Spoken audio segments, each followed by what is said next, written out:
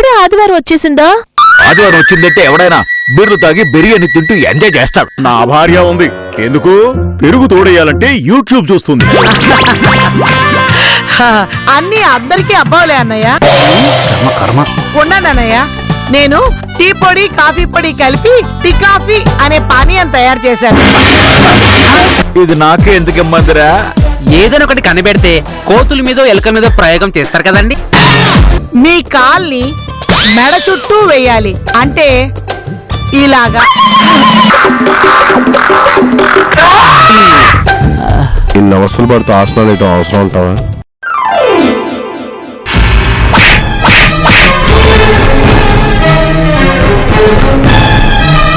ఎరా, ఇంటికొచ్చి ఆడవాళ్ళకి లేనిపోరు సలహాలు ఇచ్చి చెడగొడతావా?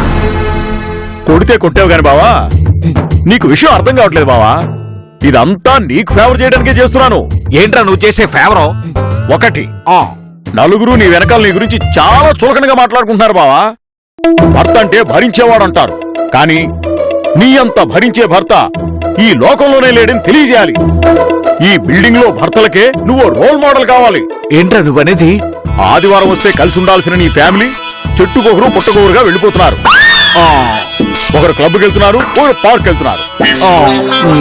దీని అంతటికీ కారణం వాళ్ళకి తెలియాలి. నువ్వు ఈ దేశంలో ఉన్న భర్తలందరికీ ఒక రోల్ మోడల్ కావాలి. నువ్వు రోల్డ్ గోల్డ్వి కాదు, 24 క్యారెట్స్ గోల్డ్ అని వీళ్ళందరికీ తెలియాలి.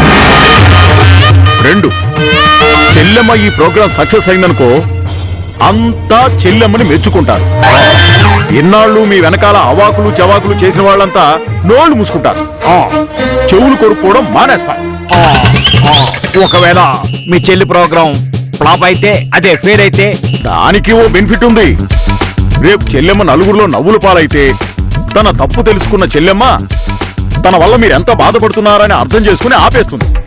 దాంతో ఆదివారాలు ఆనందంగా ఉండొచ్చు. ఎవరు ఎక్కడికి వెళ్ళక్కర్లేదు. మీ ఫ్యామిలీకి బాధ తప్పుతుంది. నువ్వు అప్పుడు క్లబ్కి వెళ్ళక్కర్లేదు, వాళ్ళు పార్కులకి వెళ్ళక్కర్లేదు.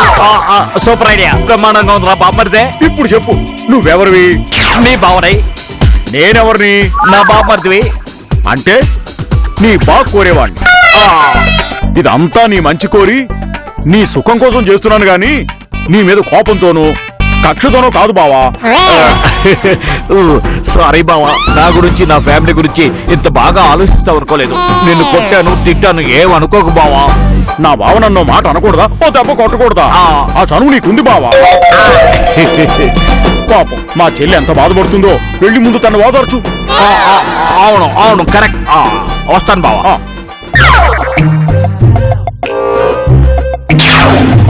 పగబడతాను, పంజా విప్పి కొడతానని ప్రగల్భాలు పలికి కక్షగట్టిన మీరే కాంప్రమైజ్ అయిపోయి మీరే ఆడి కాలు పట్టుకుంటారా?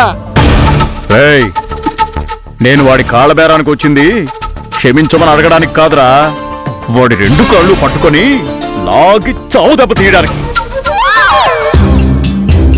మొన్నవాడు 10 మందిలో నన్ను తిట్టాడు, ఈరోజు కొట్టాడు. దానికి 10ంతల కసి తీర్చుకోవాలి. 100 మంది ముందు వీడి ఫ్యామిలీ పరువు మీద దెబ్బ కొట్టాలి. ఎలా కొడతానో చూడు.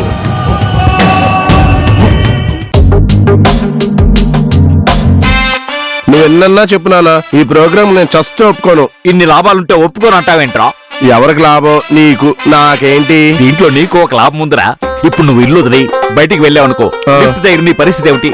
ఒక్క అమ్మాయినా నిన్ను కళ్ళెత్తు చూస్తోందా? ఒక్క లైన్ కోసం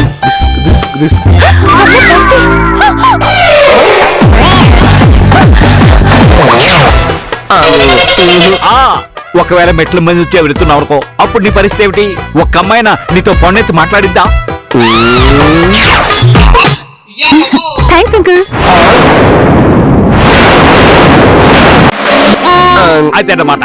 ఇప్పుడు సంవత్సరంలో 364 రోజులు నువ్వు వాళ్ళ కోసం వెతుక్కోవాల్సి వస్తుంది, వాళ్ళు నీకు కనిపించకుండా దాక్కోవాల్సి వస్తుంది. ఒక్కరోజు మాత్రం వాళ్ళు నీ కోసం వెతుక్కోవాల్సి వస్తుంది, నువ్వు వాళ్ళకి కనిపించకుండా ఎక్కడో దాక్కోవాల్సి వస్తుంది. కనీసం ఒక్కరోజు నా కోసం ఎదుగుతున్నారు కదా. ఆ ఒక్కరోజు రాఖీ పండగ సన్నాసి.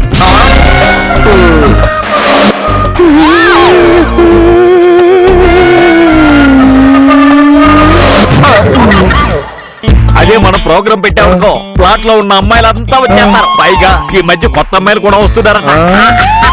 అప్పట్లో సీతాదేవి స్వయంవరం జరిగింది, ఇప్పుడు నీకు జరగబోతుంది. మగాడు ఎంత చండాలంగా ఉన్నా ఏదో ఒక యాంగిల్లో ఏదో ఒక అమ్మాయికి నచ్చేస్తాడు. ఇప్పుడు నువ్వు ఉండబాలంగా ఎవరొక అమ్మాయికి నచ్చేస్తావు. ఆ అమ్మకు నువ్వు నచ్చినట్టు. సెటాలు వేసామంటే చంపుతాడు. సైలెంట్ గా విను. చెప్పు. దాంతో నీ పెళ్ళైపోతుంది, పిల్లలు పడతారా. ఇక నీ లైఫ్ అంతా పిల్లలతో హ్యాపీగా ఎంజాయ్ చేస్తావు.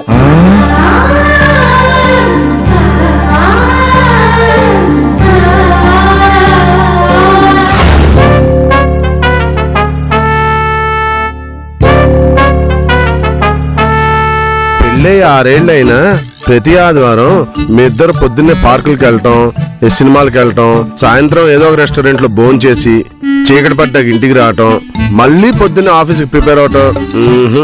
ఈ ప్రాబ్లమ్స్ అన్నిటికీ సొల్యూషన్ ఇది ఒకటేరా. బాగా ఆలోచించు. నువ్వేనైనా చెప్పరా, ఈ ప్రోగ్రామ్ నాకు అస్సలు ఇష్టం లేదు. ఇప్పుడు నువ్వు నో అన్నావు అనుకో, ఇది నీ ఒపీనియన్ కాదు మీ ఆవిడ ఒపీనియన్ అనుకుంటుంది అమ్మ.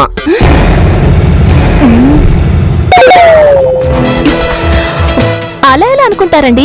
కొడుకులు తీసుకునే డెసిషన్స్ కోడలువే అనుకోవటం అత్తల నైజం. మీకు అర్థమైతే చెప్పరా? చెప్పు. ఒక తల్లి చేతిలో అల్లం బెల్లం ఉంది. కొడుకేమిస్తుంది, కోడలికేమిస్తుంది? కొడుకు బెల్లం, కోడలికి అల్లం. అప్పుడు మీ ఆవిడ అల్లం తింటుంది, నువ్వు బెల్లం తింటున్నా నీకెలా ఉంటుంది? అల్లం తిన్నట్టే ఉంటుంది కదా. అదే అత్తా కోడళ్ళు తల్లి కూతుళ్ళ కలిసి ఉంటే కోడలికి బెల్లం పెడుతుంది, కొడుకు అల్లం పెడుతుంది. అప్పుడు అల్లం తింటున్న నీ ఫీలింగ్ ఎలా ఉంటుంది? బెల్లం తింటున్నట్టే ఉంటుంది. అలా ఎందుకు ఉంటుందంటే నీ పెళ్ళం బెల్లం తింటుంది కాబట్టి. ఇప్పుడు నువ్వు నో అన్నావు అనుకో, అత్తా కోడలిద్దరు సూర్యకాంతం సావిత్రిలా అవుతారు. అప్పుడు నీ పరిస్థితి రోల్కి రోకలికి మధ్య రమణారెడ్డి హెడ్డిలా పగిలిపోద్ది. అదే ఎస్ అన్నావు అనుకో, మనమ్మ నీ వైఫ్ ని దేవతలా చూసుకుంటుంది, సొంత కూతురులా చూసుకుంటుంది.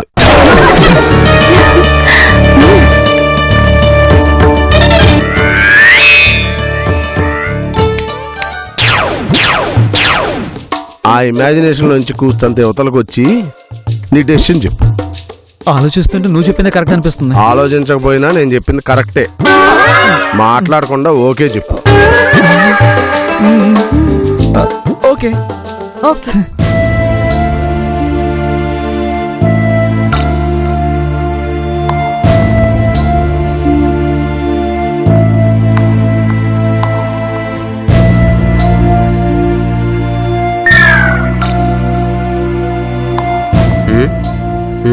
రెండు రోజులుగా అమ్మగారు నిరాహార దీక్ష చేస్తున్నారండి. ఏం తినడం లేదు, తాగడం లేదు. ఈ లెక్కన చూస్తే నిరాహార దీక్ష చేస్తూ గిన్నీస్ బుక్ లో ఎక్కేటట్టే ఉన్నారండి. ఒరే గజిబిజి, నువ్వు వెళ్ళి నిమ్మరసం పట్రా. నీరసంతో సావునైనా చూస్తా గాని నేను తాగనురా. అలా అంటే ఎలాగే? తాగనన్నానా? అబ్బా. తాగను. అమ్మా, మేమంతా నీ ప్రోగ్రామ్ ఒప్పుకుంటున్నాం. ముందా నిమ్మరసం తాగి నీ నిరాహార దీక్ష ఉపసంహరించు. అందుకు కావాల్సిన ఏర్పాట్లన్నీ మనుషుల్ని కూడా నేనే అరేంజ్ చేస్తా. నిజంగానా? అవునత్తయ్య. దేవుడా, ఈ ఆదివారం ఏ ఘోరం జరగకుండా నువ్వే చూసుకోవాలి. మా ఫ్లాట్స్ వాళ్ళని నువ్వే ఆదుకోవాలి. ఈ కలియుగం అంతం కాకుండా కాపాడాలి. నువ్వు కాపాడతావు. I know you are very good god. రై నిమ్మరసం ఇవ్వరా. ఇదిగోండి, తాగండి. నాకు కాదురా, అమ్మగారికి. ఇదిగోండి అమ్మా.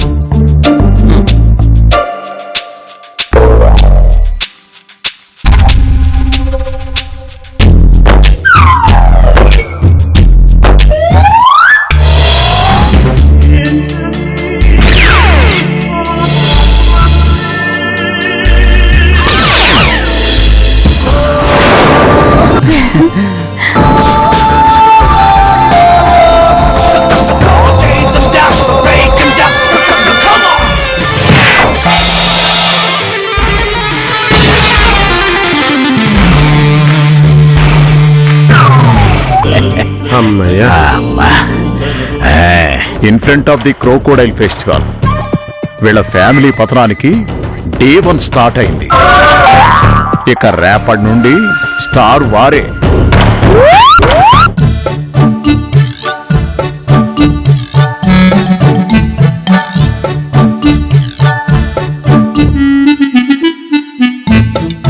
ఏంటండి చంద్రం గారు, సెక్రటరీ ఏదో ఇంపార్టెంట్ మీటింగ్ ఉందని సర్క్యులర్ పంపించారు. ఏమై ఉంటుంది? 31 డిసెంబర్ వస్తుంది కదా, కల్చరల్ ప్రోగ్రామ్స్ ఏమైనా చేస్తున్నారేమో. కల్చరల్ ప్రోగ్రామ్ అన్నారు కానీ అదేమిటో క్లారిటీగా చెప్పలేదు. తినబోతూ రుచి, తాగబోతూ బ్రాండ్ రుచి అడగటం ఎందుకు? ఎలాగూ కాసేపట్లో వాళ్లే వస్తారు కదా, వాళ్ళని అడిగి తెలుసుకుందాం. Good morning everybody. ఏంటి సెక్రటరీ గారు, అర్జెంట్ మీటింగ్ ఏంటి?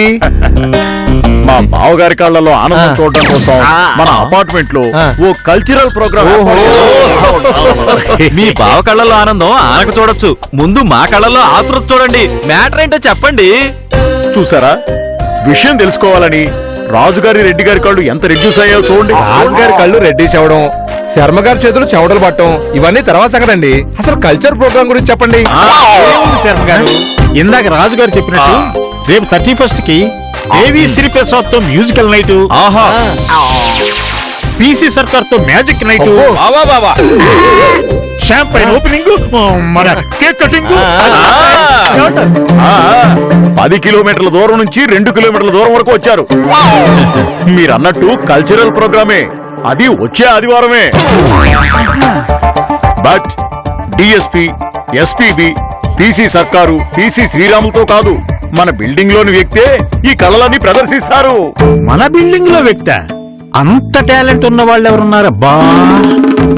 మట్టిలో మాణిక్యం, గంజాయి వనంలో తులసి మొక్క, మాఫియా గ్యాంగ్ లో మానవతావాది, సకల విద్యా కళ వల్లభురాలు, కొంపతీసి ఎస్, మనందరికీ సుపరిచితురాలు మిసెస్ వినాయక్ రావు, సిస్టర్ విశాలాక్షి గారు. అయ్యే బాబోయ్, ఆవిడ సుపరిచితురాలు కాదండి బాబు, గొప్ప అపరిచితురాలు. ఆవిడ పాట పాడిందంటే ఎంతటి పిస్తా అయినా సరే పాడి మీద పడుకోవాల్సిందే. ఆమె సంగీతం వింటే పూర్ణ ఆయుష్కుడు కూడా పుట్టుకుని చావాల్సిందే. ఆవిడ తబలా వాయించడం మొదలు పెట్టిందంటే ఎంత తల పండిన వాడైనా తల పగలైనా చావాలి, లేదా తల పగల కొట్టుకునైనా చావాల్సిందే. ఆవిడ టాలెంట్ ని మీరు చాలా తక్కువగా అంచనా వేస్తున్నారు.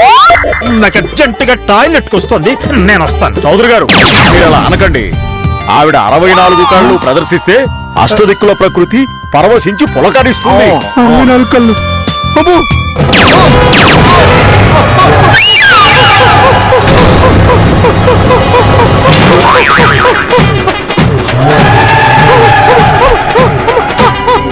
లేపండి. జాగ్రత్త, లేపండి, జాగ్రత్త. అమ్మా, 64 కళలు అన్న మాట వినగానే ఆయన పరిస్థితి ఏమిటో చూశారుగా. ఇంకా రోజు మేము ఉంటే మా పరిస్థితి ఏమిటో. చంద్రం గారు, అష్టదిక్కులు మూసుకుపోవటం మాట దేవుడెరుగు, మా నవరంధ్రాలు మూసుకుపోవటం గ్యారంటీ. రావు గారు, మీరు యాక్షన్ సినిమాలో హీరోలు అరిచిన తోలు బొమ్మలాట్లో కేతికేళ్లాగే ఉంటారు. ఆయన బాధలో ఒక అర్థం ఉంది. ఈయనకి మూర్ఛ రోగం ఉంది, ఈయన భార్యకి ఆరోగ్యం బాగులేదు. పైగా ఈ బిల్డింగ్ నిండా చదువుకుంటున్న విద్యార్థులున్నారు, పెళ్లి కావలసిన ఆడపిల్లలున్నారు. రేపు వాళ్ళందరికీ ఏమైనా అయితే ఎవరు మధ్యులు?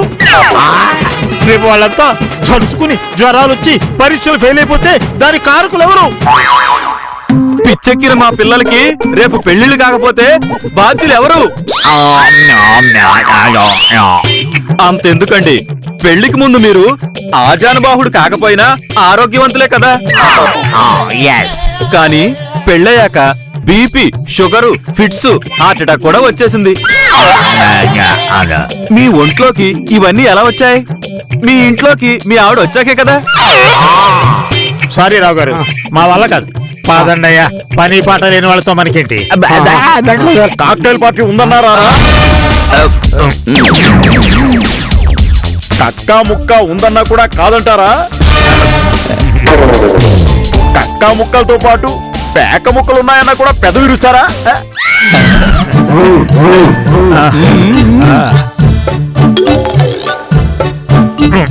మీరంతగా అడుగుతున్నారు కాబట్టి నేను ఒప్పుకుంటున్నాను. మీకు ఓకే అయితే నాకు ఓకే, మీ ఇద్దరికి ఓకే అయితే నాకు ఓకే. ఓకే ఓకే, మీ పళ్ళు మీద మీరు ఉండండి, మా పళ్ళు మీద మేము ఉంటాం. ఇక వెళ్ళండి. చూసారా బావగారు, మందనగానే మందలాగా ఎలా పరిగెత్తుకుంటూ వచ్చారో.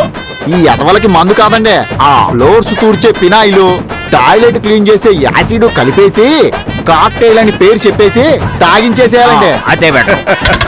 అది కూడా ఫ్రీగా వస్తే ఉచితంగా తాగేసే పిసనారి వెదవలరా వీళ్ళు. మనం తొందరపడ్డామేమో బావా. ఈ వెతలకు మందంటే పీతలతో పోటీ పడి పేపాలు లాగేస్తాను. నాన్ వెజిటేరియన్ అంటే బకాసురుడితో పోటీ పడి మూకుల్లో నాలుగు పెట్టి మొత్తం నాకేస్తారు బావా. ఎంత తాగుతారు బావా ఈ ఎదవలు. వాసనకి కొంతమంది మద్దెకి పడిపోతారు, మిగతా వాళ్ళు ఒక్క బెగ్గుకి కోమలకు పోతారు. తిప్పి కొడితే 10,000కు మించి అవ్వదు. ఇక తిండి విషయం అంటావా, తాగిన తర్వాత సగం మంది తినరు, మిగతా సగం మంది ఏం తింటున్నారో కూడా పట్టించుకోరు. అంతేనంటావా? అంతే, అనుభవం మీద చెప్తున్నాను. అయినా మనం మందు పోసేది మగాళ్ళకే కదా. అవును, మా చెల్లాయి అమ్మాయి కలిసి ఆడాలందరినీ ఫ్రీగానే తెచ్చేస్తారు.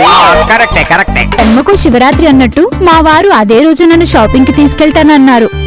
మిస్ అయ్యానంటే నా మెంటల్ స్టేటస్ బాగోలేదని షాపింగ్ కి రమ్మన్నా రానంటుంటే నాకేదో పిచ్చి పట్టిందనుకుని విడాకులిచ్చినా ఇచ్చేస్తాడు.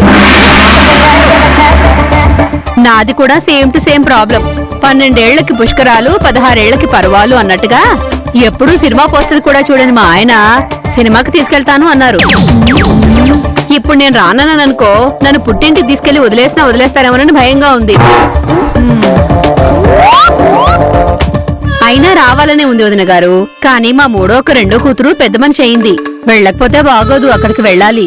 అంత మాట అనకరుణా, నేను కూడా పెద్ద మనిషి అవ్వాలని కోరుకుంటున్నాను.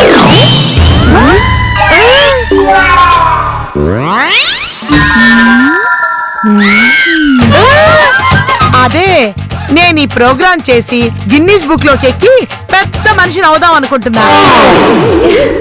నువ్వు గిన్నీస్ బుక్ ఎక్కుతావో, ఇండియా గేట్ ఎక్కుతావో, నేను మాత్రం ఆటో ఎక్కి మా అక్క వాళ్ళ ఇంటికి వెళ్ళిపోతాను. పదవే పోదాం. ఆగండి, మీకే ప్రోగ్రామ్స్ ఉన్నా కూడా మా ప్రోగ్రామ్ మిస్ అయితే మాత్రం మంచి లంచ్ మిస్ అవుతారు. లంచ్ ఏంటి రంగనాయకి? మన ప్రోగ్రామ్ సక్సెస్ అవ్వాలంటే వీళ్ళకి లంచ్ పర్ఫెక్ట్ పంచొత్తయా? లంచ్ ఏంటి?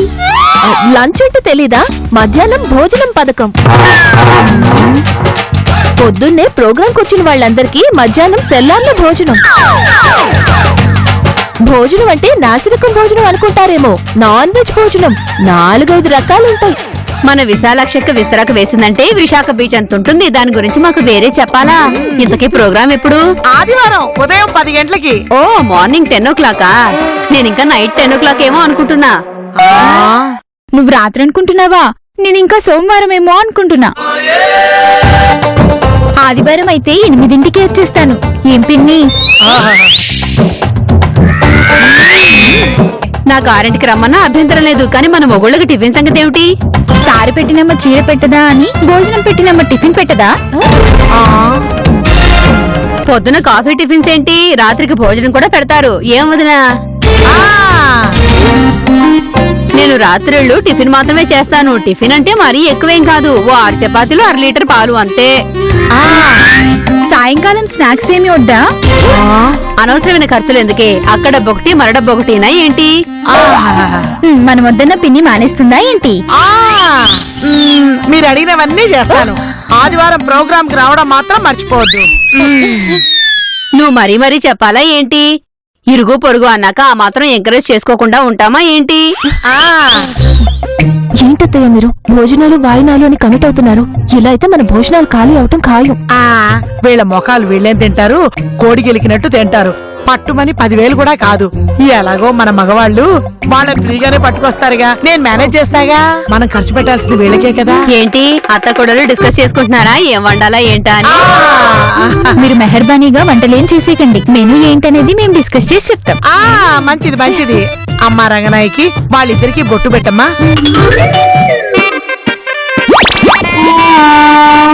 ఇదేంటి బొట్టు బిళ్ళలు? ఇవాళ రేపు కుంకుమ బొట్లు తిలకం బొట్లు ఎవరు పెట్టుకుంటున్నారండి? అది నిజమే.